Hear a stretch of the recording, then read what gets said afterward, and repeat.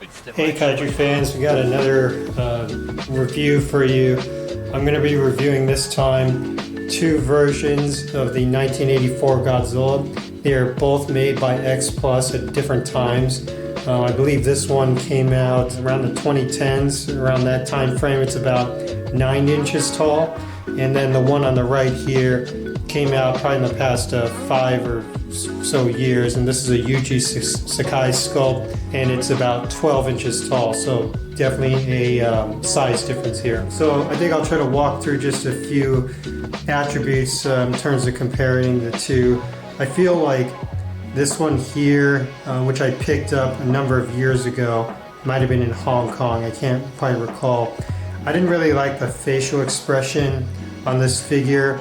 Kind of didn't reflect the movie all that much. However, I think at the time the price of this probably about $150 if I remember correctly. I will say that as with all X-Plus figures, the skin texture is excellent. You can see all the grooves and the contours on this particular figure. I will say that some of the joints are pretty obvious. Where, let's say, the arm is being connected to the shoulder here, there's a pretty clear line that shows where they glued it. So, I mean, this figure is certainly pretty good. It's definitely a step up from the Bandai figures of the same era, but it's not necessarily a true museum piece. I mean, I think it does look good for sure, and I definitely like having it in my collection, but there are some, details that are probably not as desirable for those who really want something that stands out. But nevertheless, I mean, the spines are very well painted and the paint job is excellent as well. I would say that the toenails, you can kind of see them there.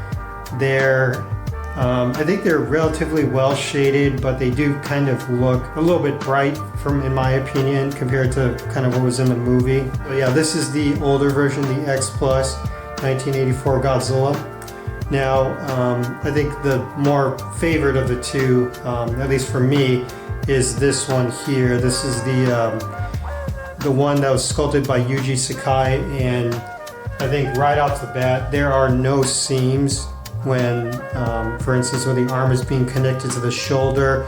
It literally looks like one continuous statue, and I think the only connection point that I recall having to do was on the tail, and that just required some hot air to connect the two points. But I feel like the face right here, if you can kind of take a look at that just very briefly, it is very reminiscent of Godzilla when you think he's in downtown Tokyo and he picks up one of the subway cars and he's kind of standing there in the middle of a very destructive path. I think this sculpt itself is very accurate to that particular movie. As I rotate the figure around, definitely of higher quality compared to the one I showed you over here, but the paint job is, in my opinion, better because there's a little bit more of a blue hue, and the spines are not all kind of one singular color. They're very well shaded, and it really does make the figure pop and has this nice contrast. And I think this is sort of reminiscent of when his spines light up and blow his atomic breath. I think this is kind of the light configuration when he's about to do that. Rotate the figure around, the tail is certainly pretty long here. I really do like the size, and the scale, because I think if you ever are going to be doing dioramas and things like that, it's nice to have a full-size figure here so you can put in your miniatures and things like that and make it really pop out.